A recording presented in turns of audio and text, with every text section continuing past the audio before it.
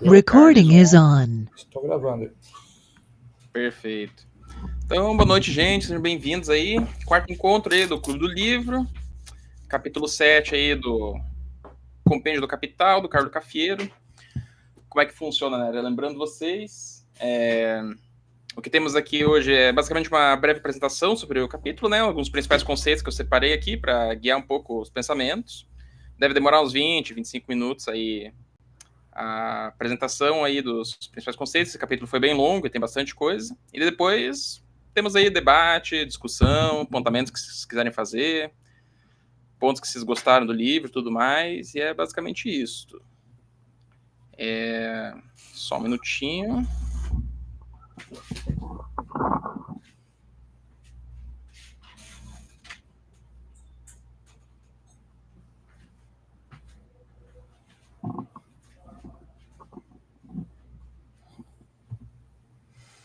Perfeito, então tá... Bom, capítulo 7, né, gente? É um capítulo maior que os outros. Eu tinha até pensado a gente ler o 7 e 8 nesse encontro. Acho que ia ficar muita coisa, porque isso aqui me pegou desprevenido, né? Eu não lembrava que ele era tão grande assim. E ele basicamente fala sobre a máquina e a grande indústria, né? Então a gente saiu do capítulo 6 antes, onde ele mostra basicamente como é que funciona a manufatura, de onde é que ela veio, qual é que são as suas características e tudo mais. E o resumo é que, basicamente, a máquina ela poderia ser uma tecnologia para produzirmos a mesma quantidade de produtos em menos tempo. E, no entanto, nas mãos do capitalismo, ela é só uma maneira de aumentar a mais-valia relativa. Então, ao invés de a gente poder usar o tempo que sobra aí da produção com alta tecnologia para a gente se desenvolver pessoalmente e tudo mais, ou curtir a vida simplesmente, a gente trabalha mais do que nunca, ou a mesma coisa que o pessoal trabalhava naquela época, basicamente, para que essa mais-valia relativa seja expandida cada vez mais e acumulada cada vez mais, né? E aí, temos alguns conceitos muito interessantes aqui. Ele já começa o capítulo, né, dando uma frase aqui do Stuart Mill, onde o Stuart Mill, né, fala que resta ainda saber se as invenções mecânicas realizadas até agora, elas aliviaram o trabalho diário de algum ser humano.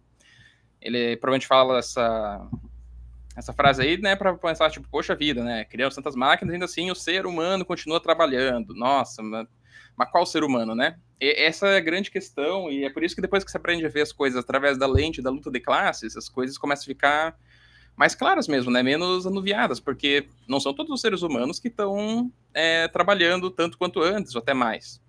Quais seres humanos que estão trabalhando tanto quanto antes, ou até mais? O proletário, a galera que é pobre, a galera que, novamente, não é dona dos meios de produção. Para uma pequena parcela da população, né, as máquinas fizeram com que essa pequena parcela aumentasse, né, os ricos ociosos que não trabalham aumentaram cada vez mais conforme... Ô, gente, vou ter que dar uma pausa aqui rapidinha, porque tá ventando e eu vou ter que fechar a janela. Problemas do ao vivo.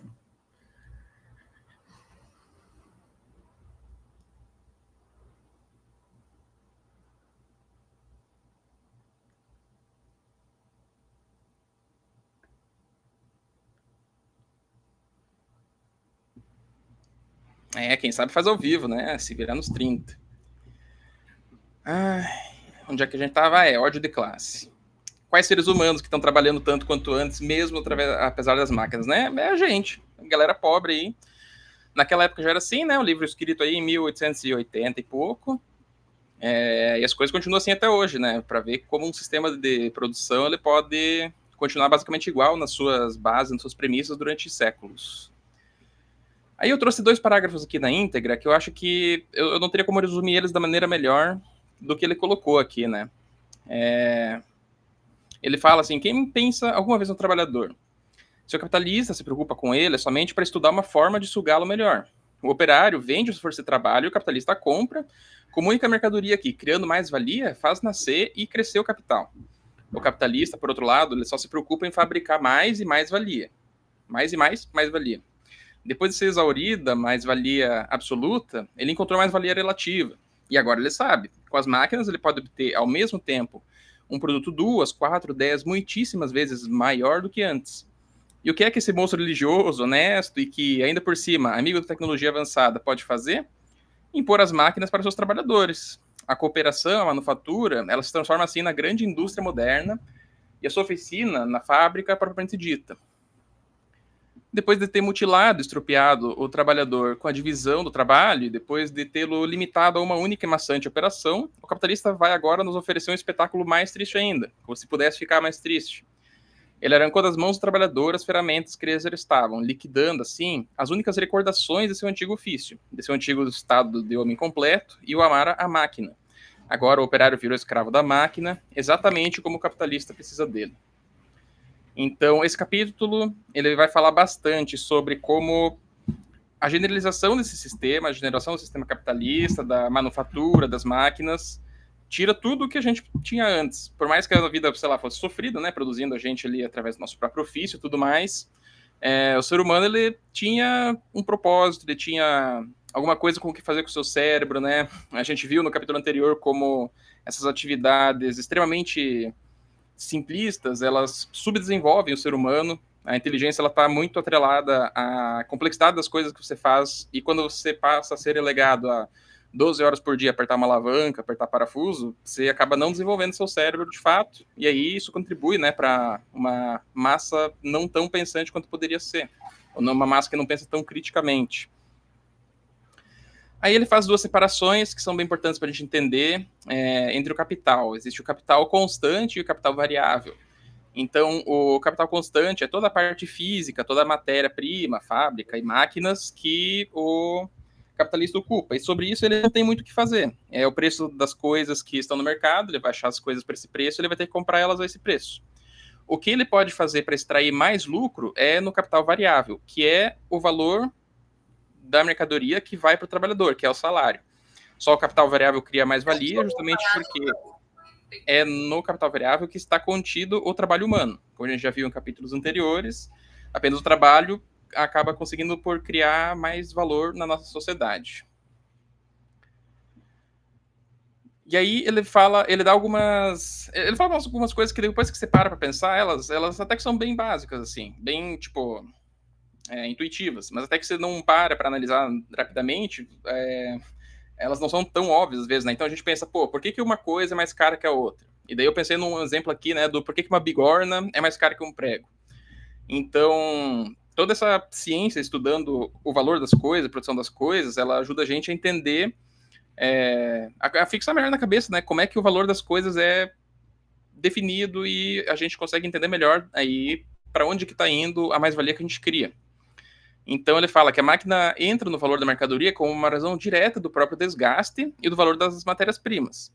Quanto mais se faz uso da máquina, mais ela se desgasta e mais o seu valor passa para a mercadoria. Então o capitalista, o dono da fábrica, né, que é o capitalista mais tradicional que a gente estuda, ele, quando vai estabelecer sua fábrica, ele sabe fazer as contas, sabe? Ele vai lá e vê, poxa vida, essa máquina aqui custa 1 milhão, ela vai se desgastar, vou ter que trocar ela toda em 10 anos, então vou ter que dividir esse 1 milhão pelos dias desses 10 anos para saber quanto que ela se desgasta por dia. E esse valor eu vou ter que cobrar na mercadoria que eu vou vender depois. Agora, uma máquina, por exemplo, digamos uma máquina aí de moldar ferro, né, de derreter ferro e tudo mais, essas coisas assim, produza tanto pregos quanto bigornas. Para produzir uma bigorna, que é um material muito maior, ela vai gastar muito, se desgastar muito mais. Então, o que entra no preço direto dessa bigorna que vai ser produzida é tanto a quantidade de ferro necessária, né, a quantidade de metal necessária para produzir ela, quanto o desgaste da máquina. O desgaste da máquina é grande, a matéria-prima que está sendo gasta ali também é grande. Então, por causa disso, uma bigorna acaba sendo mais cara do que um prego, que não vai desgastar quase nada a máquina para fazer ele, e a matéria-prima também é muito pequena ali. Isso é para a gente entender que o valor das mercadorias ele acaba sendo muito bem determinado e muito bem fixado, principalmente pelos valores das coisas que estão no mercado, sabe? O ferro, o capitalista não tem como controlar o valor exatamente, o preço das máquinas também não, ele tem que comprar pelo preço que é oferecido. Então, uma das principais maneiras de lucrar mais é focar em pagar menos os funcionários. E aí a gente começa a descer o poço aqui, né, devagarinho, mas devagar e sempre. Quais que são as estratégias mais usadas que ele faz para conseguir diminuir o salário das pessoas? Bom, o capitalista ele pode aumentar o seu lucro empregando mais pessoas. E aí você pensa, bom, empregar mais pessoas não é exatamente diminuir o salário, não é mesmo? Inicialmente não, mas novamente, o capitalista estuda a gente. O capitalista estuda o proletariado e ele estuda todas as maneiras possíveis de diminuir o salário que ele paga para a gente. O que acontece? Quando o capitalista tem uma pessoa trabalhando, ele extrai o valor de equivalente a uma jornada de trabalho. Então, digamos que tem um trabalhador ali que está trabalhando e ele produz 100 toalhas por dia. 100 toalhas acho que é um bom exemplo. E aí, esse trabalhador produz 100 toalhas e tudo mais, e o capitalista paga para ele, isso, por exemplo, nos primórdios da Revolução Industrial. O capitalista paga para ele um salário que é o equivalente para sustentar ele e a família dele. Porque, lembrando, o preço do salário é o preço que o trabalhador precisa para continuar vivo, para continuar chegando na fábrica no outro dia, no mês seguinte, no ano seguinte, e produzindo a mesma coisa. Então, o preço do salário sempre vai ser o preço da subsistência do trabalhador e da sua família. E aí, o que acontece quando o capitalista quer aumentar o seu lucro? Bom, se você tem um trabalhador com um salário de R$1.000, por exemplo, e ele produz 100 produtos por dia, 100 toalhas por dia, ele é uma pessoa produzindo 100 produtos e ele está ganhando R$1.000 por mês, aí, digamos assim. Só que olha só que coisa legal. Ele está sustentando, digamos, uma família de 4 pessoas. Um filho de 9, uma filha de 11 e a esposa dele que está trabalhando em casa, ali, fazendo toda a parte do trabalho doméstico. O que acontece se... Pô, se eu estou te pagando esse salário de R$1.000 aqui para você sustentar a sua família, significa que, por membro da sua família, eu estou pagando R$250. Então, por que eu não pago R$250 diretamente para sua família? Eu pago 250 para sua filha, para o seu filho, para sua esposa e para você. Assim, vocês vão continuar tendo o mesmo valor, vocês vão continuar se sustentando, mas eu vou conseguir quadruplicar a minha jornada de trabalho aqui. Vou conseguir quadruplicar o empregamento e eu vou conseguir quadruplicar o lucro que eu vou estar tendo. Então, essa é uma das estratégias muito utilizadas, né? Então, é por isso que a gente vê crianças ali na Revolução Industrial e tudo mais trabalhando. Não é só porque crianças às vezes pagavam muito menos e tudo mais, ou porque crianças tinham mãos menores para mexer nas máquinas e tudo mais, essas coisas aí que a gente escuta, isso também. Mas isso tudo faz parte do cálculo que o capitalista faz. Poxa vida, olha só, achei um novo jeito aqui de explorar melhor o trabalhador. Eu vou botar a família dele inteira para trabalhar. Assim eu posso diminuir o salário dele para 1/4 e pagar 1/4 para cada ser humano da família dele. Dessa maneira, eu vou continuar gastando os mesmos R$1.000. Todos eles vão continuar chegando aqui na fábrica no dia seguinte, no mês seguinte, no ano seguinte para trabalhar, porque eles vão estar vivos, porque isso aqui é o suficiente para eles comer e chegar aqui de novo. Só que eu vou quadruplicar a minha jornada de trabalho. Olha só, olha que maravilha. Essa barbaridade, ela só é possível porque existe uma generalização desse sistema.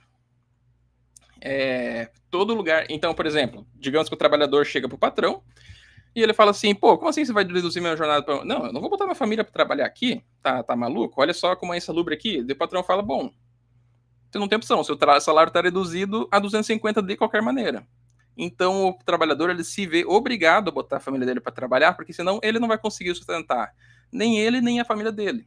Então, o que era para começar, né? Os economistas colocavam como essa coisa aí do livre contrato entre pessoas livres, não sei o quê, se torna nada mais do que uma falta de opção, porque ou é isso, ou é morar debaixo da ponte, ou é isso, ou é ter que catar sua comida no lixo e em qualquer outro lugar. Então, esse sistema acaba só sendo possível por causa do uso da máquina, que pode ser operada por qualquer pessoa, e assim ela deprecia a força de trabalho. Depreciar no justo sentido de diminuir o preço da força de trabalho. Assim, se uma máquina ela consegue ser operada por uma criança, eu posso botar a criança para trabalhar. Se uma máquina pode ser operada por grávidas, eu posso botar uma grávida para trabalhar. E assim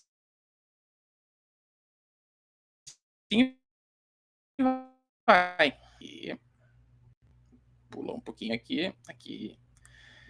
Então, tem uma série de frases aqui que eu acho que concatenam bem o pensamento dele, que é que no artesanato e em um ofício completo, é o trabalhador que usa a ferramenta, e na indústria é a máquina que passa a usar ele.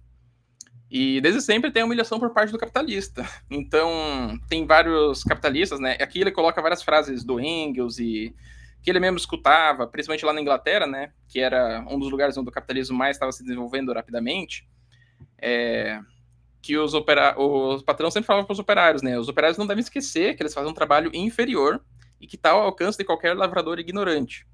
Então, além de você ter que passar pela humilhação e pela extrema fadiga das jornadas de trabalho colocadas ali, de ter que botar sua família para trabalhar para você, desde os 8, 9 anos, para botar para trabalhar para o capitalista, você ainda tinha que escutar que você está fazendo um trabalho inferior, e que se você não quiser aquele trabalho ali, vai ter outra pessoa que queira, porque tá todo mundo meio que precisando desse dinheiro.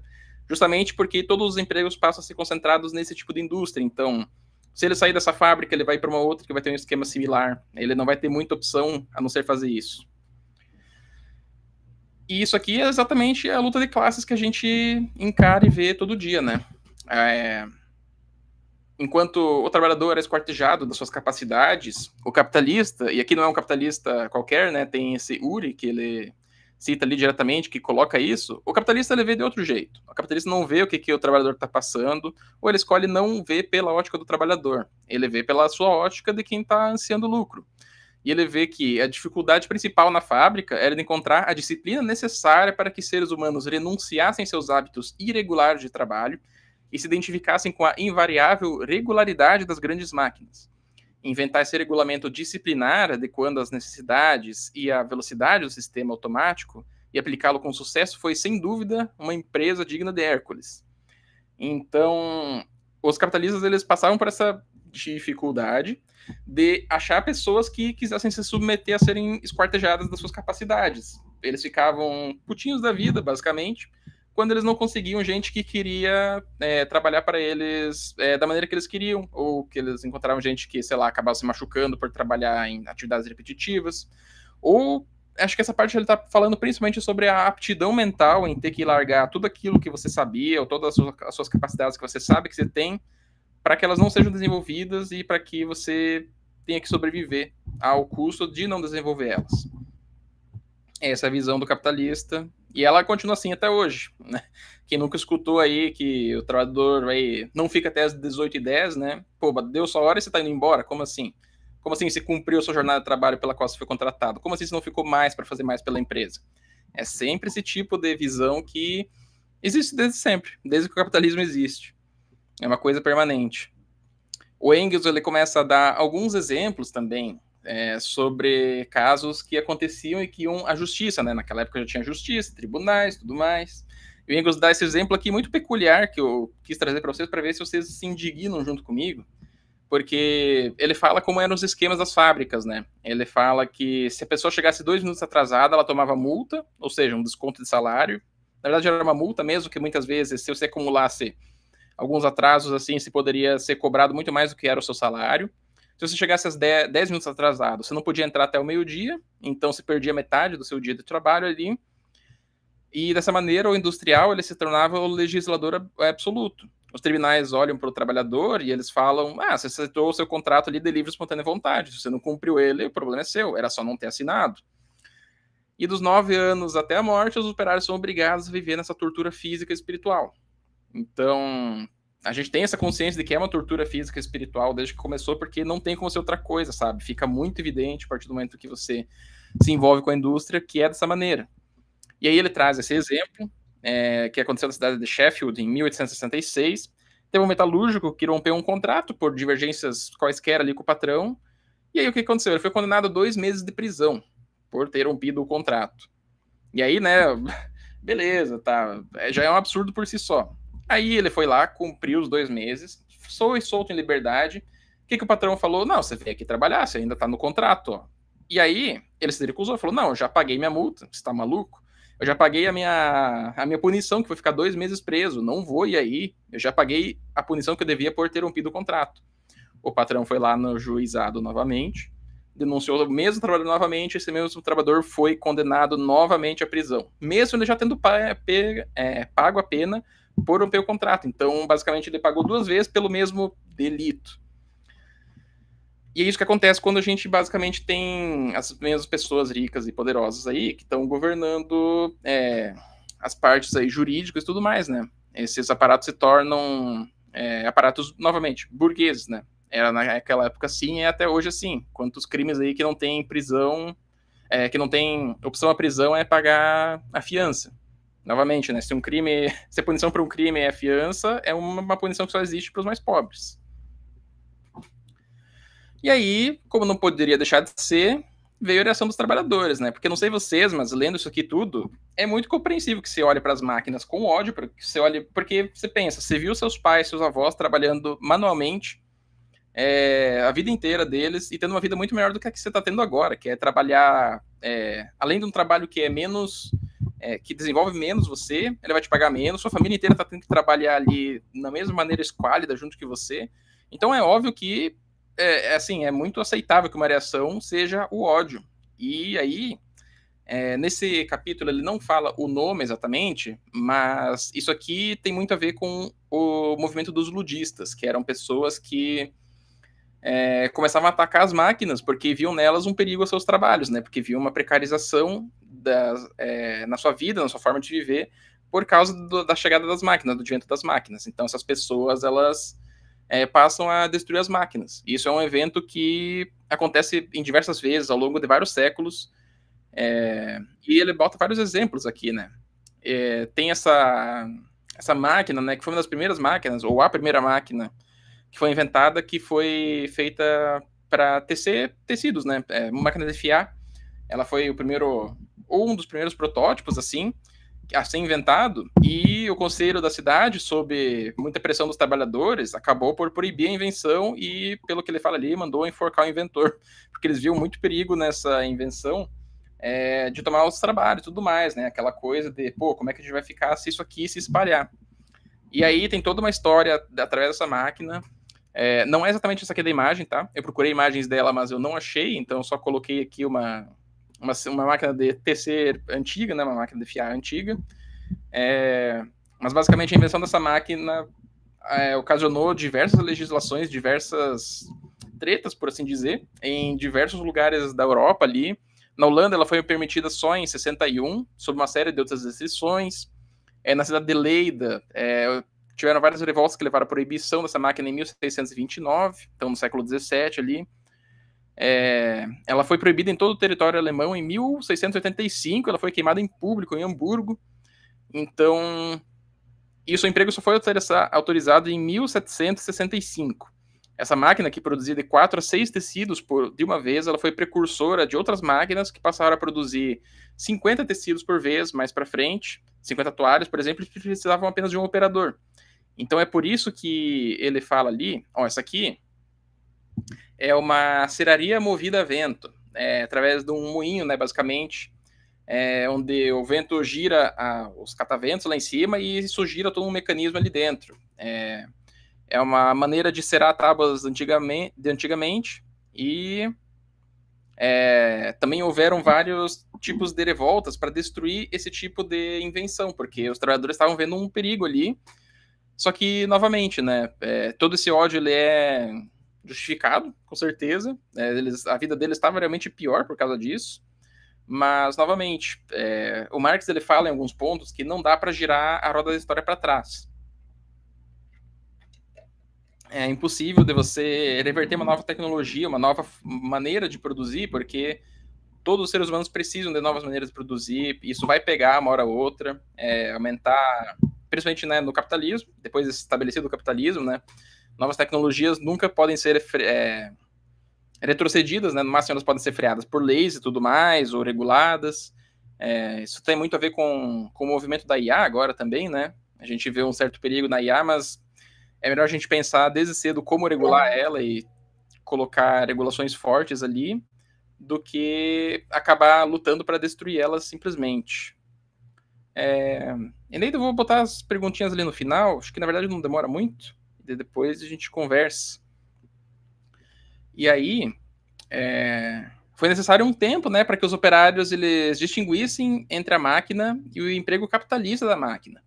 E assim eles pudessem lutar não contra os meios materiais de produção, mas contra o seu modo social de exploração.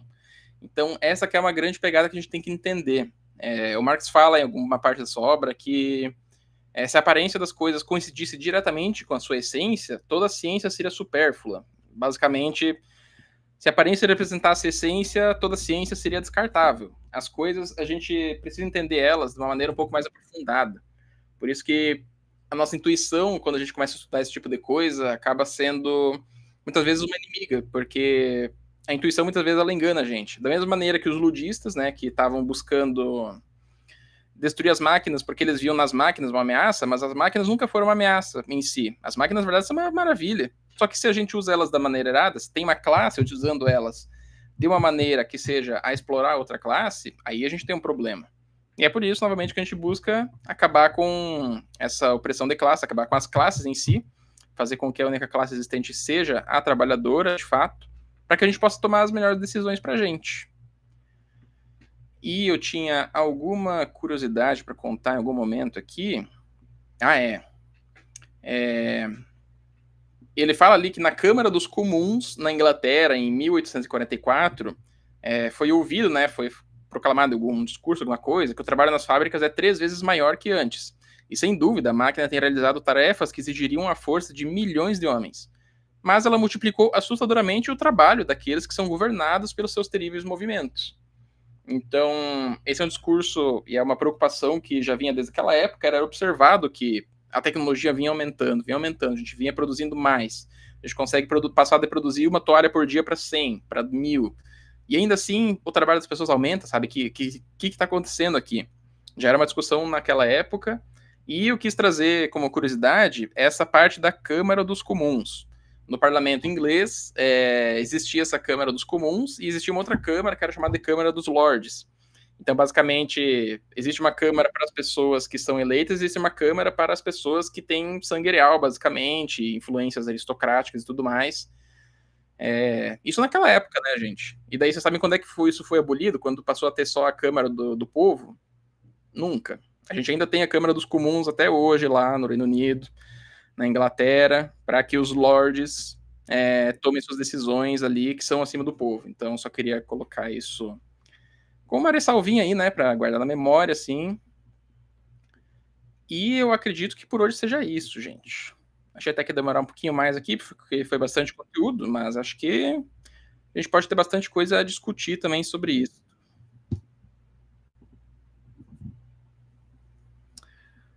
Agora sim, Eneida, tá com a mão levantada.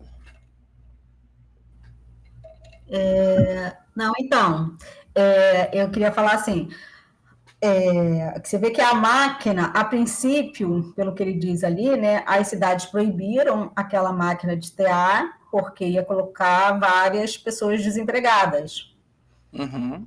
E naquela época, né, numa cidade, os artesãos tinham algum poder, digamos assim, né?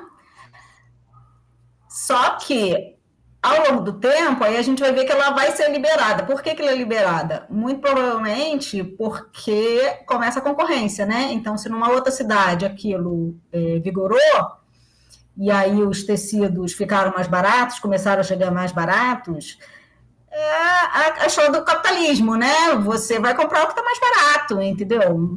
Não dura muito tempo essa tentativa de proteção.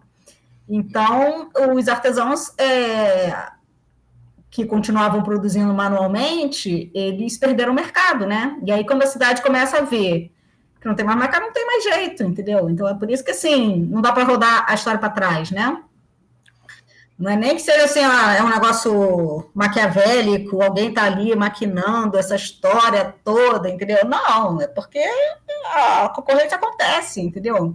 Essa questão, inclusive, assim, de aumentar a jornada também, né? Quer dizer, o cara queria mais produtos, né? Se eu fiz uma máquina em que é mais fácil de usar, então começo a empregar as crianças.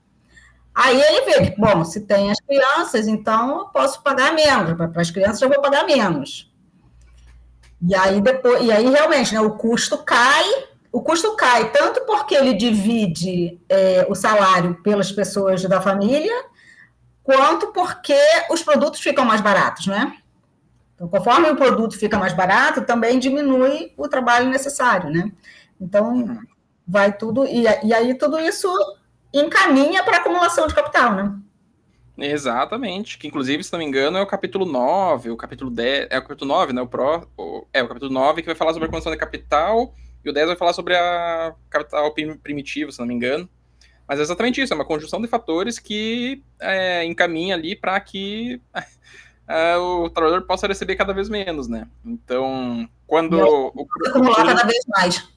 Exatamente. quando o produto barateia, é um motivo para diminuir o salário, porque você não precisa mais tanto dinheiro para continuar sobrevivendo até mês que vem.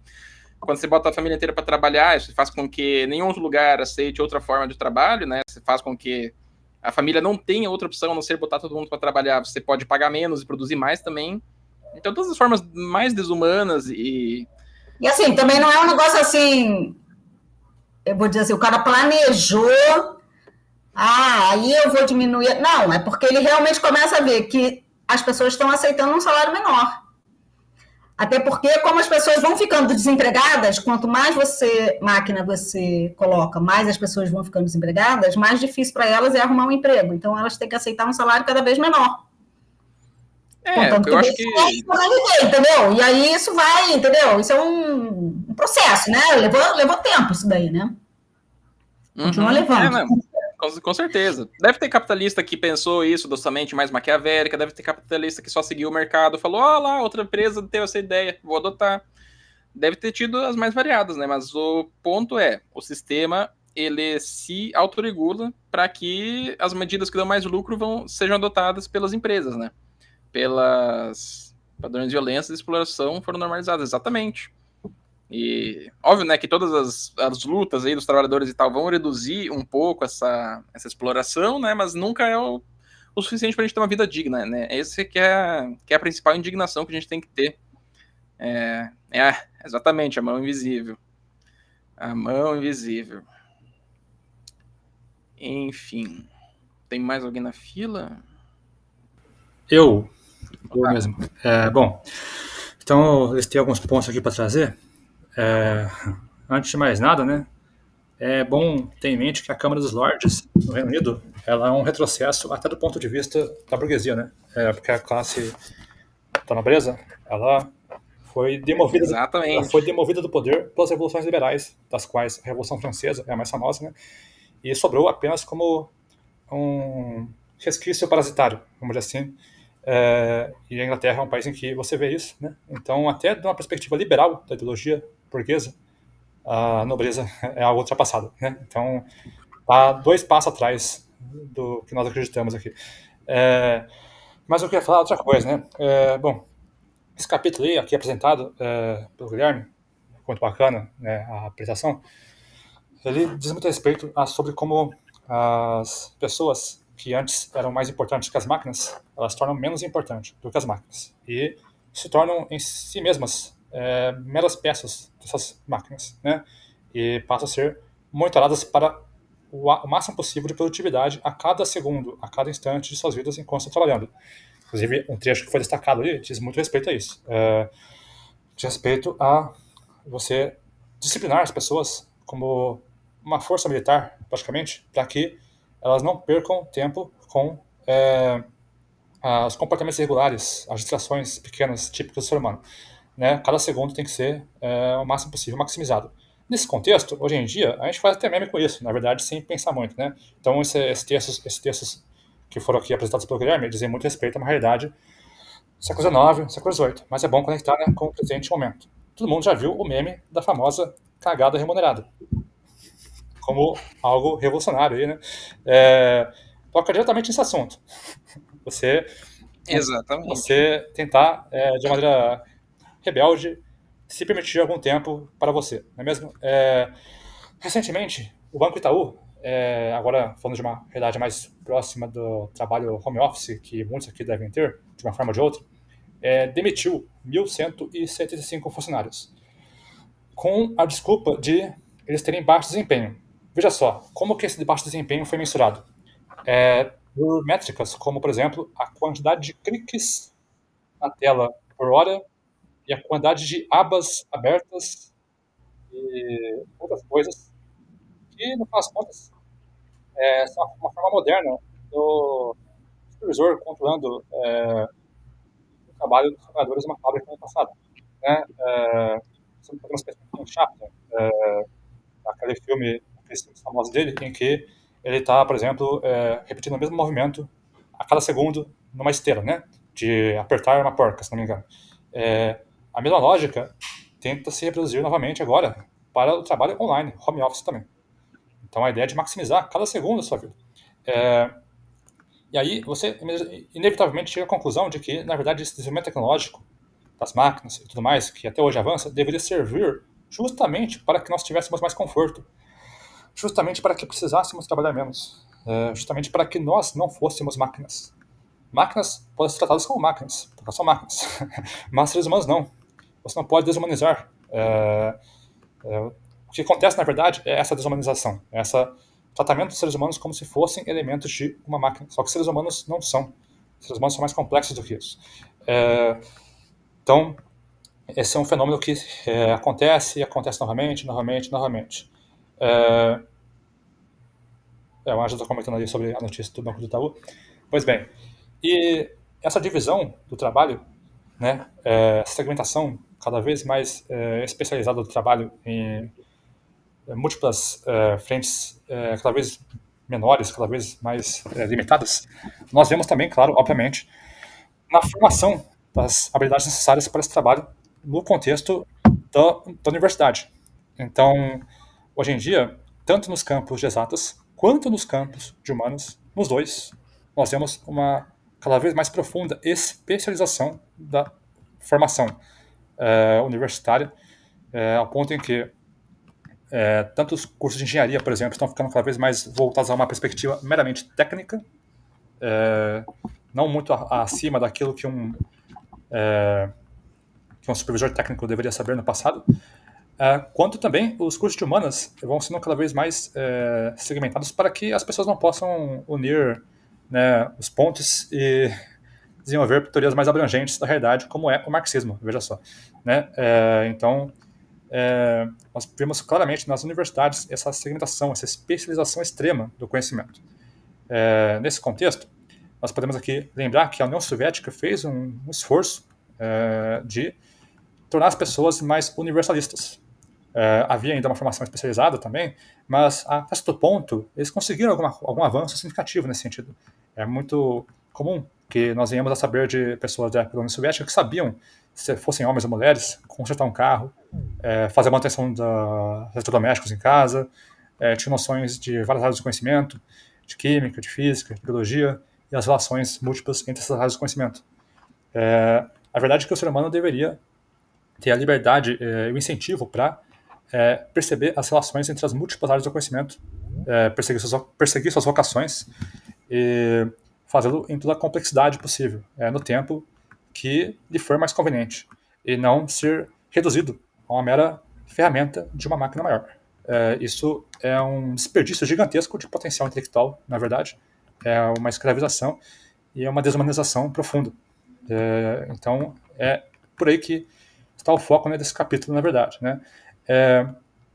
E hoje em dia, né, uma coisa que marca bastante tudo isso, né, é a programação, e digo a programação no sentido de linguagem de programação, e a maneira como ela mesma vem sendo cada vez mais automatizada por meio de dispositivos de IA, né, por meio de ferramentas como o Copilot, coisas do tipo. Copilot, para quem não sabe, é uma ferramenta que o pessoal da programação usa para automatizar a produção da linguagem de programação, entre outras coisas semelhantes, né? E isso não é mais exceção, hoje em dia é o mais comum, né? Então, a habilidade complexa de um programador que havia no passado vai sendo reduzida cada vez mais a um trabalho mais simples. E se é um trabalho mais simples, você pode pagar menos por ele, você pode humilhar o trabalhador, inclusive, você pode se desfazer dele, às vezes, porque ele só precisa, às vezes, colar um código, ou escrever o início desse código, ou fazer um código curto para que uma IA faça, de fato, o código mais longo, e assim por diante. Né? E a engenharia, para quem não sabe também, faz muito uso de programação. Eu não me formei em programação, me formei em engenharia. Mas na engenharia eu tive que usar muita linguagem de programação, de MATLAB, no caso. Uma ferramenta muito útil na engenharia. E a tendência é que também seja cada vez mais transformada o trabalho de engenheiro em mero trabalho de programação. A gente pegar a forma complexa lá da física e ver uma maneira de transformá-la em um código, um simples código que vai rodar e calcular as coisas para você. Então, cada vez mais é sobre isso, não é mesmo? Em contraponto, nós vemos aí, hoje em dia, um país que é a China, que vem tentando e conseguindo elevar a qualidade de vida da população ao longo de 4 décadas, em termos de conforto material, enquanto você tem, né, fábricas cada vez mais automatizadas, e essa automatização, de certa forma, poderia se argumentar que servindo ao conforto, de fato, da humanidade ali. Há muito que se debater a respeito no cenário chinês, mas certamente há algo de diferente ali, né?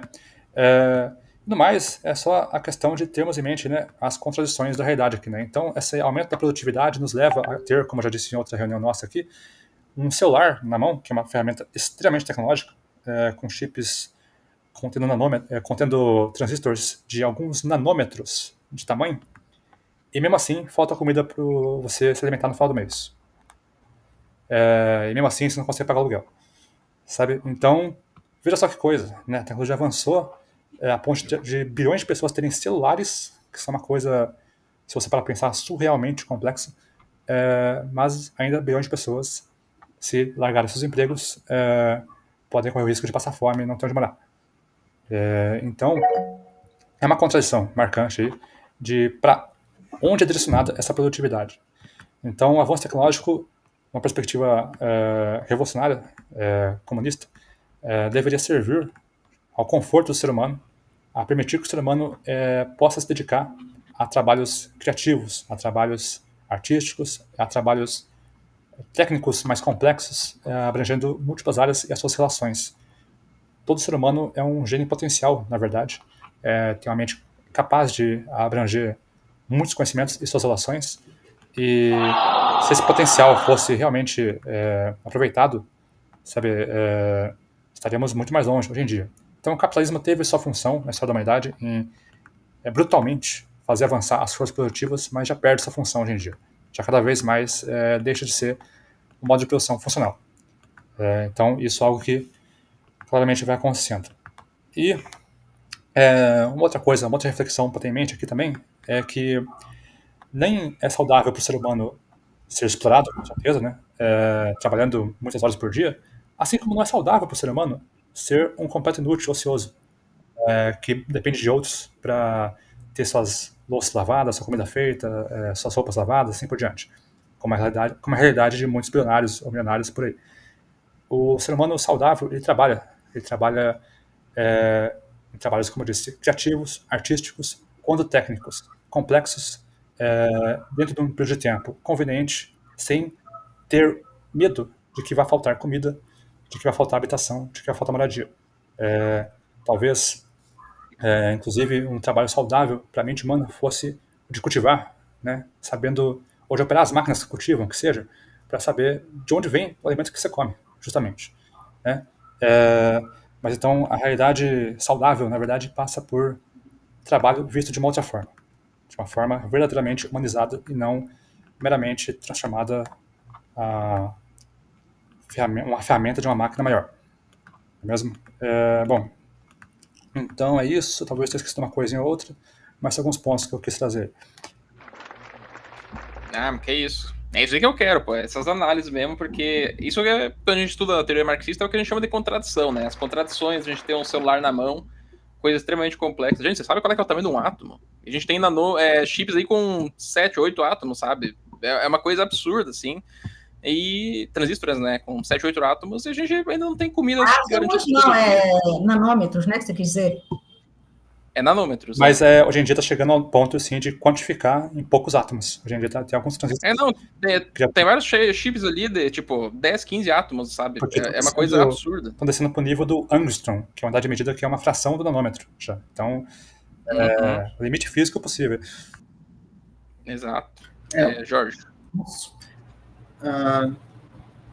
Então, várias coisas foram faladas aí, mas eu tava com uma coisa na cabeça agora que é tipo um fun fact, mas você já trouxe o mais interessante ainda, até fui procurar no Google, o tamanho de um átomo é 0,1 a 0,5 nanômetros. Então, 7 nanômetros é 14 átomos, né? Muito pouco. Eu tava pensando outro dia que eu não sabia o tamanho de uma bactéria, e são 1000 nanômetros. Então, uma bactéria não dá tipo milhares de transistores aí, mano. Milhares não, né? Mas centenas de transistores, que é um absurdo, na minha opinião, de pensar, porque eu nunca tinha refletido quão pequeno a gente já chegou. E é isso. Outra coisa também sobre eu acho que, claro, tem gente que é ociosa hoje em dia, mas eu acredito que os bilionários são ociosos das coisas trabalhosas, né? Porque eles podem escolher fazer o que querem, se divertir. Acho que muita gente, inclusive, que não é bilionário, acaba sendo ocioso pela pressão mental que é você se expor a esse sistema, e às vezes você se sente muito explorado, né? E isso dói, vamos dizer assim, nem todo mundo consegue aguentar isso direito, né? Na verdade, tipo, a gente sente que tem algo errado, mas às vezes você acaba se culpando, só ficando sem vontade e fica ocioso da forma ruim, que é realmente não fazer nada. Ou se gastar em vício, em coisa assim. Enfim, nossa, eu pensei em tanta coisa para falar, mas eu não quero falar muito, então eu vou falar 2 pontos específicos. Sobre o Copilot, acho uma outra coisa interessante sobre esse uso da IA para essas empresas de desenvolvimento é que está meio que sendo forçado, né, pelo mercado, porque você desenvolve mais rápido e realmente para quem trabalha com isso vê que é útil, né, principalmente quem já tem experiência, acelera muito mais, quem não tem talvez tenha que ainda aprender alguma coisa, mas para quem já conhece, você usa a IA, ela realmente ajuda muito, só que as empresas estão se baseando no modelo atual, onde você paga por inscrição, né, a gente está num caminho aí de não ter nada na nossa vida, é tudo inscrição, é tudo paga para usar, e a IA também, então daqui a pouco você tem uma empresa que tem múltiplos desenvolvedores, se a IA daqui a pouco da OpenAI dobrar de preço, eles não podem largar isso. Eles vão ter que seguir o mercado, e as Big Techs acabam aglomerando em um poder cada vez maior, né? E não tem nada a ver com o resto que eu queria falar isso, mas era só um ponto do que tinham trazido até agora que ficou na minha cabeça. Acho que o principal, até que já o Otávio falou um pouco, era o Otávio que estava falando, né? Perdão, eu estou confundindo. Mas, sim, a gente lê, essas críticas fazem muito sentido, né? Só que é muito no passado, às vezes até difícil de fazer uma relação com o atual. E eu penso que, por mais claro, algumas coisas são muito diretas, por exemplo, a questão do exército de reserva, né? De você tem que aceitar o que está tendo, o que estão pagando, porque tem alguém que vai aceitar, né? Porque tem alguém que está mais disposto, no caso, não quer morrer de fome. Mas, tipo, a gente tem mais regras, por exemplo, a criança não trabalha, por exemplo, hoje em dia, e a gente também não... Eu acho que antigamente era muito mais na cara o quanto que era explorado e quão ruim era o ambiente do que é hoje em dia.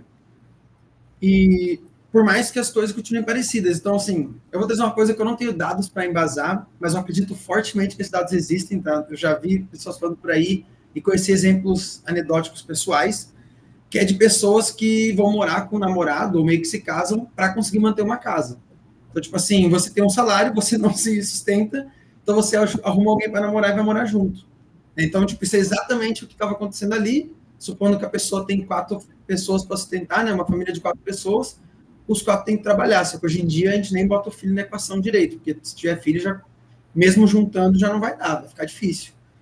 Então, é uma relação direta que a gente faz de como era no passado e é hoje em dia, mas que ainda assim está cada vez mais escondida pela ideologia, né? Eu sinto que a máquina de moer gente está mais azeitada hoje em dia. É mais difícil da gente perceber e aceitar que a gente está sendo quase escravizado, né? Claro, tem coisas que algumas pessoas tentam normalizar por aí, como a escala 6x1, que tá passando, né? E para quem está trabalhando nisso, vê que é um absurdo. Quem tem alguém que conhece que trabalha nisso, né? Tipo, eu tenho amigos próximos que trabalham na escala por muitos anos e, sabe, a questão de você morar do lado da pessoa e ficar 3 meses marcando de sair um dia, porque a pessoa não tem um dia.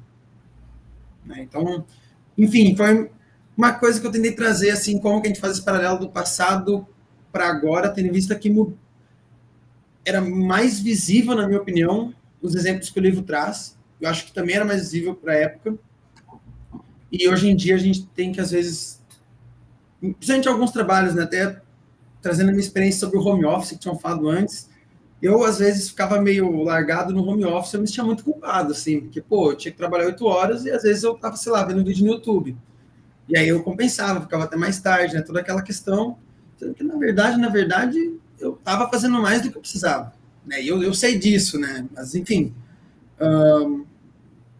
a questão moral sempre ficava pesando. E também, daí, para finalizar, o que eu tinha que falar, que era essa questão da psicológica que eu trouxe antes, que eu acho que quando fala sobre o ódio contra as máquinas, né, antes que o Guilherme mostrou, eu acho que a maioria das pessoas conseguiria viver com o fato de fazer algo repetitivo. Acho que isso não é o principal problema. Acho que o principal problema é que não é só o repetitivo. É que sempre o capitalista vai dar um jeito de tirar o que der, né? Então, se não tiver ali literalmente com um chicote, né, ou alguém contratado que ganha 5% a mais que os outros com um chicote na mão, vai ser com as multas, vai ser deixando a carga horária absurda, né, como a jornada 6x1 ou 7x0, coisa assim. Então, isso acaba estragando a psique da pessoa. Eu acho que isso que faz a revolta vir, porque você... Cara, ninguém quer apanhar calado, né, a vida inteira. Então, nem que as máquinas sejam explodidas, alguma coisa tem que acontecer, às vezes. Eu acho que é tudo uma questão psicológica que aperta muito, não importa o quanto que, sei lá, a pessoa teve tão pouca instrução na vida, né, começou a trabalhar com 9 anos na mesma função, então, como o cara do livro estava dizendo, ela não desenvolveu bem essas capacidades como ela poderia, né, mentais ou técnicas, mas a psique dela está sendo apertada desde dali, né? Isso é uma coisa que a gente não tem como ser humano de, tipo, vamos dizer assim, não ter isso. É uma coisa que todo mundo tem, todo mundo sofre, todo mundo sabe que está sofrendo. Só às vezes não sabe por quê. Enfim, não sei se faz sentido para outras pessoas o que eu estou falando, mas espero ter trazido alguma discussão, pelo menos. Não, cara, é isso mesmo. Você trouxe muitas coisas importantes e, cara, principalmente, eu sempre gosto de botar todo mundo que dá para refletir sobre o seguinte, como o modo de produção influencia todas as outras áreas da nossa vida de maneira absurda. Então, se você não tem dinheiro para pagar um aluguel, você vai ter que obrigatoriamente morar com alguém. Então, isso influencia nas suas relações amorosas, românticas, ou de amigos, você vai se juntar com amigos para morar, ou vai ficar morando na casa dos pais, ou simplesmente não vai conseguir construir sua vida, sabe? Não é uma questão de tipo, poxa vida, eu não consigo comprar um carro, o sistema é ruim. É tipo, eu não tenho outras opções a não ser me juntar com uma galera aqui, porque senão eu literalmente não consigo me manter por mim mesmo, com salário mínimo, que novamente não é o mínimo. Nunca foi o mínimo pra gente se manter. E sobre a jornada de trabalho, eu acho que a gente realmente fica mal se a gente não trabalhar de fato, sabe? Só que o trabalho repetitivo, o trabalho que eles botam a gente para fazer é o trabalho que vai dar lucro, não é o trabalho que vai nos realizar como pessoas. Então, essa é a grande coisa, sabe? Existem vários exemplos na história de que as pessoas trabalham muito mais do que as 8 horas, muitas vezes, porque elas estão, de fato, investidas em alguma coisa que elas querem. Eu não lembro agora se foi na Venezuela, se foi no Chile, com o Allende, mas teve uma época em que algum presidente fez alguma coisa ali muito interessante, esse pá foi no Chile, é o mesmo, e a galera começou a trabalhar, fazer horas extras, trabalhar 10, 12 horas por dia, isso, Allende, para construir casa para as pessoas. Além de liberou verba, material para a galera construir casa, uma coisa assim, e a galera passava da hora construindo casa. Por quê? Porque era casa para eles, era casa para quem eles amavam, era casa para a família deles. Eles estavam numa pindaíba muito gigantesca, desde muito tempo, para só sobreviver. E daí do nada chega, do nada, através de uma construção histórica muito elaborada e muito batalhada, chega um presidente que finalmente libera alguma coisa para elas conseguir fazer, sabe? Para melhorar a vida delas. E daí tava na mão delas, né? Elas poderiam trabalhar as 8 horas por dia, ou a carga horária lá, devia ser 8 horas, né? Mas elas escolhiam trabalhar muito mais, porque elas sabiam que elas estavam construindo alguma coisa para elas. Elas sabiam que isso não era uma coisa alienada. Elas sabiam que isso era uma coisa que realmente representava elas. Elas se viam no trabalho delas. Elas viam o futuro delas no trabalho delas. Então é por isso que nem o Otávio colocou ali.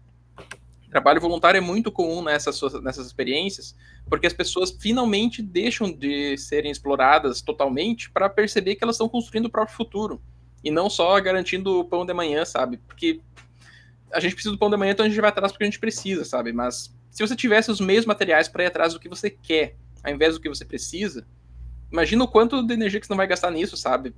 Você vai querer colocar toda essa energia para construir seus sonhos e tudo mais. Você vai perceber que seus sonhos são possíveis. Então, a jornada de trabalho, desde que ela não seja alienada, ela se torna, não vou dizer extremamente prazerosa, mas ela se torna um meio para conseguir os fins que você quer, e não só um meio para conseguir os fins que você precisa. Exato, um prestígio comunitário. Otávio, próximo da fila. Bom,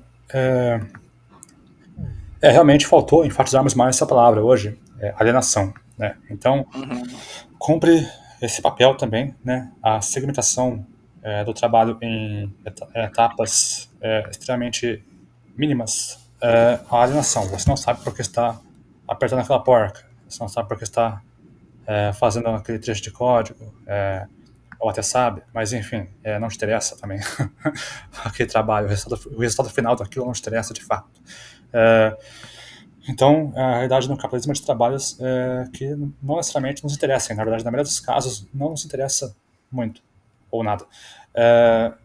E isso é alienação, né? Nos deixa alienados aí. Pouco antes, Giorgio falou sobre acreditar que as pessoas, a maioria delas, faria trabalhos repetitivos naturalmente. Bom, acho que isso é um ponto debatível, mas eu acho que vale a seguinte reflexão. Vamos pensar na pessoa mais inteligente que vocês conheçam. Sei lá, em termos principalmente de diversidade de conhecimento, e ainda mais se é uma pessoa que se importe com a comunidade. Pense nessa pessoa. Agora imagine. Isso não deveria ser exceção, não. Todos os 8 bilhões de seres humanos da Terra deveriam ser exatamente assim. Porque podem. Todos os seres humanos do planeta Terra, com essa mesma inteligência, da pessoa mais inteligente que você conhece, e com essa mesma preocupação também, claro, com a comunidade, porque não vale a pena também uma formação ideológica individualista, narcisista também, né? Imagina essa realidade.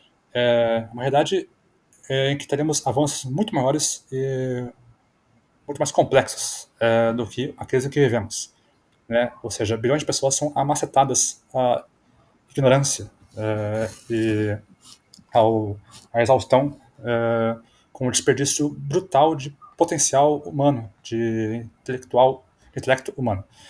Eu acredito que a maioria das pessoas, num esforço para pensar um mundo diferente aqui, estaria se dedicando a tarefas, como eu disse antes, criativas, fossem do ponto de vista artístico ou do ponto de vista mais técnico, mas criativas e complexas, envolvendo múltiplos fatores, múltiplas áreas do conhecimento e com benefícios à comunidade. Trabalhos que você faz sabendo o que importa, como, por exemplo, foi o caso ali daquele trabalho de construir casas no Chile.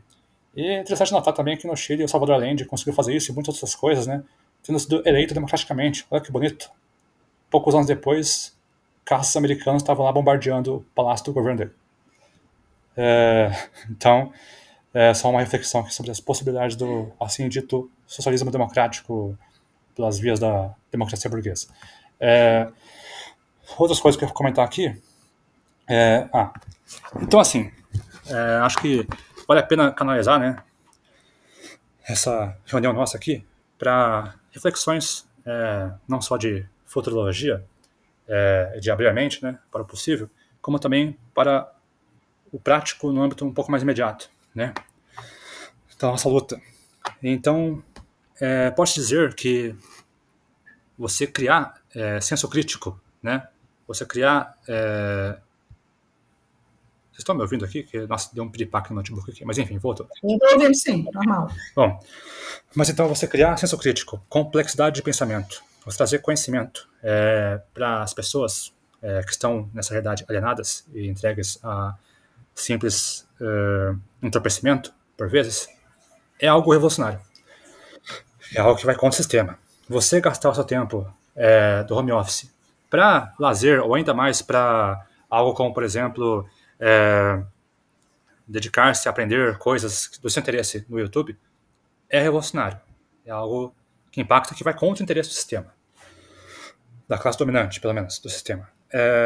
Não é à toa que querem cada vez mais, né, cercear, acabar com o home office ou controlá-lo por métricas como, por exemplo, cliques na tela e número de abas abertas e quais coisas está vendo em cada aba, né? Então, é bom aqui pensar em termos práticos, nossa militância, como vamos contra essa lógica de aproveitar cada segundo da sua vida para o lucro alheio, né? Então, algumas coisas que eu já disse aqui são, de fato, aí, defender e aproveitar o home office. O home office, de certa forma, permite coisas que antes não eram muito comuns, né? Quanta procrastinação bem aproveitada, e também não bem aproveitada, mas enfim, surgiu graças ao home office, não é mesmo? E eu também estudei muito marxismo durante o home office, entre outras coisas. Outra coisa também é, como eu disse, né, trazer conhecimento ao povo, senso crítico. Isso é revolucionário e, claro, desafiador também, né? Como fazer isso enquanto ele está exaurido, exausto, cansado, querendo só, às vezes, serenar com um pouco de cerveja ou coisa do tipo. Às vezes não vai ter como realmente ter saído, mas de pouquinho em pouquinho, quem sabe, trazer um pouco de conhecimento, estimular o interesse pelo raciocínio, pelo senso crítico, é algo que tem um valor revolucionário muito grande.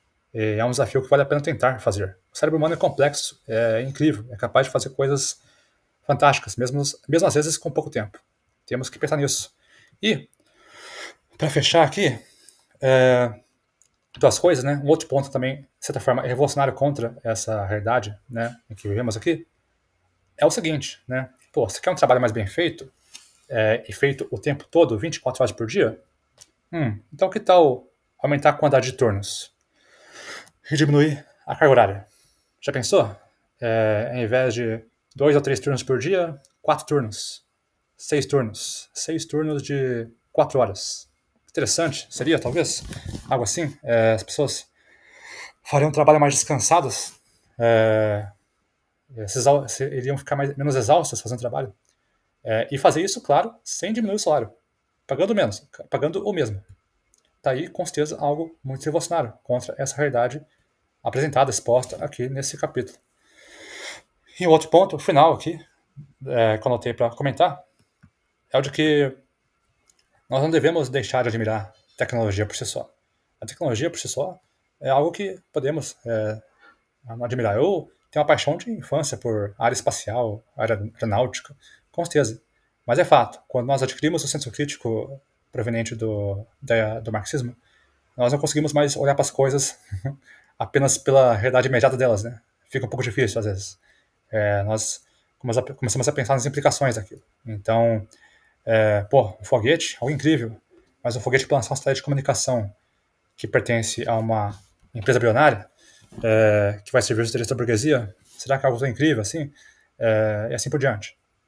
Né? Então, é bom ressaltar que não estamos aqui indo contra, né, a admiração das façanhas da tecnologia humana. Pelo contrário, devemos admirá-las bastante, mas devemos pensar para que elas servem. E, às vezes, também, quais tecnologias valem mais a pena desenvolver do que outras.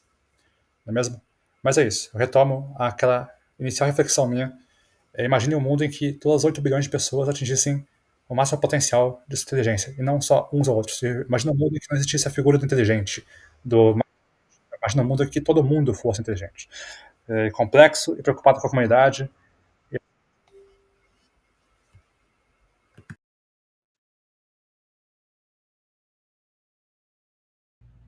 Pois é.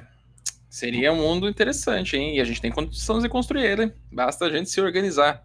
Mas o ponto principal que eu queria... Na verdade, só um ponto de observação que eu queria ter trazido antes e não lembrei.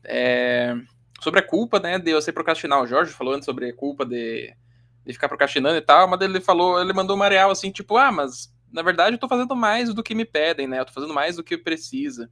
E isso tem uma profundidade muito maior do que só essa coisa. Tipo, não é tipo, a minha empresa tá exigindo mais de mim, mas outras não são assim. Ou a minha empresa que passa muita coisa porque são carrascos. Não. O sistema que a gente tá é baseado na gente produzir mais do que a gente precisa. É matemático, é científico, é A mais B. A gente vê isso na realidade. A gente tá todo o tempo, em todos os empregos possíveis, fazendo mais do que a gente precisaria fazer. Então tá todo mundo sim sendo explorado. Esse que é um grande ponto que é sempre bom manter em mente, até para se livrar dessa culpa, porque, novamente, o sistema bota na nossa cabeça o tempo inteiro que quem não trabalha não é gente, que o trabalho desenvolve o ser humano, não sei o quê, só que dessa maneira alienada, nunca. E a gente se sente mal por isso, a gente se sente mal por trabalhar tanto, e ainda se sente mal quando a gente não tá trabalhando tanto que faz a gente ficar mal. Então, é um sistema que coloca tanta contradição na nossa cabeça, e é importante a gente ter esse conhecimento de que sim, a gente está fazendo mais do que a gente precisa o tempo todo, em qualquer emprego, para que a gente saiba que a gente não precisa se sentir mal por isso. Então, sim, digam sim à cagada remunerada. Eneida. Então, gente, eu vou discordar assim, um pouco assim, de que qualquer digamos assim, diminuição da eficiência no home office, ou seja, lá onde for, seja revolucionário. Eu acho que tem, assim, que separar em duas categorias, pelo menos, né? Tem uma galera que é explorada, assim, num nível máximo de controlarem o tempo em que a pessoa vai ao banheiro. Isso, de fato, entendeu? É surreal que exista nos dias de hoje, né? 2025, entendeu? Então, mas, assim,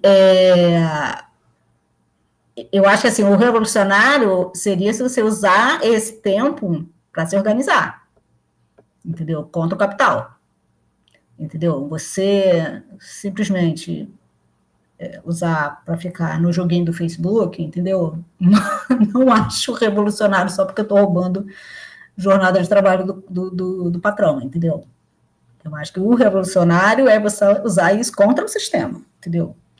Porque a ação individual, ela não é revolucionária, entendeu? O que a gente precisa é se agrupar, entendeu? Se juntar, se organizar. Minha opinião. Entendido. Dá pra falar aí se o joguinho não é revolucionário ou não, sei lá, às vezes você tá prestando atenção na sua saúde mental, é uma coisa que te deixa melhor para se organizar, então às vezes é por indireto, mas o ponto é, tudo que for contra os interesses do sistema, eu tô a favor. Então, Otávio. Eu acho que, bom, tem razão na fala dela, Neida, né? Devemos tentar canalizar o tempo livre do trabalhador, ou o tempo livre que ele cria, inclusive, né? Para fins de organização. Mas só pensar que, né, o sistema ali elimina muito do lazer e da saúde mental das pessoas. Então, encontrar esse lazer e a saúde mental sem que o burguês saiba, sabe? Acaba sendo algo também de grande importância, sabe? Pode ser um primeiro passo para coisas maiores como, aí sim, a organização. Mas concordo com o cerne da questão aí. Jorge? Eu ia dizer que eu concordo com o que o pessoal falou aí. Inclusive, também queria dizer que quando eu disse que eu acho que as pessoas estariam o trabalho repetitivo, não quer dizer que eu acho isso bom, não. Só que eu acho que isso não é a parte que faz as pessoas se revoltarem necessariamente, mas é horrível. E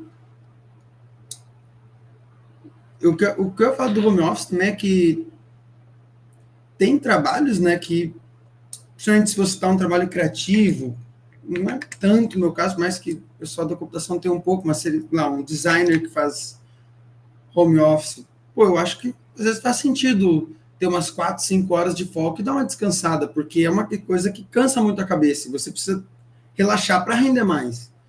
Mas não é o que o sistema vai te dizer, porque o sistema não quer que você faça algo de qualidade, quer que você faça algo, e entregue, e venda, né? Então, tipo, também tem essa questão aí de que eu acho que é importante as pessoas que têm a oportunidade do home office mais flexível, né, que não é tão controlador aí, que nem quando foi comigo eu tinha essa possibilidade, tipo assim, eu tinha que estar online e responder em menos de 1 minuto, mas ninguém falava comigo na maior parte do dia, né, então eu trabalhava no mínimo umas 6 horas, mas eu dava um tempo, assim, de descanso para a cabeça, para conseguir que essas horas fossem efetivas, sabe? Eu acho que é uma coisa, inclusive, para mim parece contraditória às vezes, de que tantos trabalhos botem jornadas tão extensivas que claramente prejudicam o quanto que o trabalhador rende, sabe? Mas, como o Guilherme falou, matemática, provavelmente no fim do dia dá mais lucro fazer assim, né, e eu devo estar errado de pensar que daria mais lucro fazer com qualidade, mas enfim. Às vezes tem que ver que o capital ele é meio burro também, então ele é um sistema que ele vai focar o lucro imediato, mesmo que, sei lá, muitas vezes a longo prazo você conseguisse mais lucro se você deixar as pessoas descansar mais, descansar melhor. Às vezes vão ter melhores ideias, elas vão conseguir produzir mais em menos tempo se elas estiverem descansadas e motivadas para aquilo. Então, é bem interessante estudar, tem que estudar cada caso a caso, né? Às vezes, sei lá, na indústria não faria assim, né? Não faria muito sentido, mas às vezes pessoas que lidam com criatividade e tudo mais, sim, produziriam mais, mas produziriam com maior qualidade, né? Só que, novamente, às vezes, sei lá, não dá para cobrar essa qualidade porque o preço do mercado não deixa e assim vai. Na lista temos... Otávio, você quer falar de novo ou você continua com a mão levantada?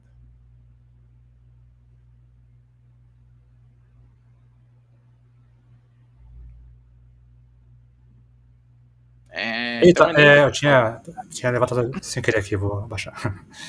Ah, tá. Eneida. Então, é porque eu acho que talvez a gente esteja ainda numa época de transição onde o capital ainda não, ou ele ainda não percebeu a vantagem que é ter o trabalhador mais descansado, ou o plano dele é só substituir a gente por máquinas, como IA, entendeu? E outras máquinas, entendeu? Porque assim, se for mais lucrativo, o capital vai se interessar, entendeu? Então, pode ser que ele ainda não tenha percebido que existe uma maior lucratividade, ou pode ser que ele não esteja nem aí e ele queira só substituir a gente cada vez mais por máquinas de inteligência artificial. Entendeu? Que eu acho mais provável a segunda opção. Porque aí ele pode diminuir menos trabalho, não é aquela história, né? Menos trabalho, mais jornada, trabalho automático, não precisa de criatividade, etc. Entendeu? Sim, eu fico bem curioso, às vezes, imaginando como é que vai ser o futuro, né? É meio difícil de fazer futurologia, mas eu fico imaginando, pô, sei lá, daqui 100 anos, com tanta máquina avançada, com tanto trabalho conseguindo ser substituído por trabalho morto, né? Trabalho humano sendo substituído por trabalho morto, trabalho de máquina, como é que as coisas vão ficar, né? Será que vai todo mundo receber uma bolsa mínima e a acumulação continua? Mas é meio difícil, né? Tem uma série chamada The Expanse, não sei se vocês já assistiram, mas que é o futuro da Terra, assim, lá em 2400, assim, que o pessoal avançou tanto na tecnologia, sabe, que não tem cargos e emprego para todo mundo, então tem uma grande massa da população que fica ociosa, fica vivendo por aí só gastando dinheiro que o governo consegue fornecer, né, porque eles não têm emprego para todo mundo, então a galera estuda muito para tentar se candidatar para conseguir um emprego, porque é a única chance delas fazer alguma coisa significativa na vida, que não seja só viver uma vida cotidiana, assim. E do nada, mando mensagem, gente. Quem que é o próximo da fila aqui é o... Agora mas aí eu vou ter que aproveitar esse meu tempo para falar que eu vou ter que sair, cara. Realmente vou ter que sair para acompanhar minha namorada aqui, que a gente vai para um lugar. Então, aí vai ficar a gravação até o ponto em que eu estarei saindo aqui agora, né? Ah, tá, não, tudo bem. Depois, qualquer coisa... Se tiver alguma coisa importante, acho que dá pra pegar na minha aqui, mas acho que o principal também já foi discutido. Ok, quando eu fui iniciar a gravação, já apareceu pra salvar já. Então, se eu fechar aqui, já vai, né? Isso, fecha a primeira janela e daí... Ou clica em encerrar a gravação, que acho que é melhor. Ah, sim, pode mais fazer. garantido. Peraí. Ok, mas enfim, só pra, então, deixar claro, né?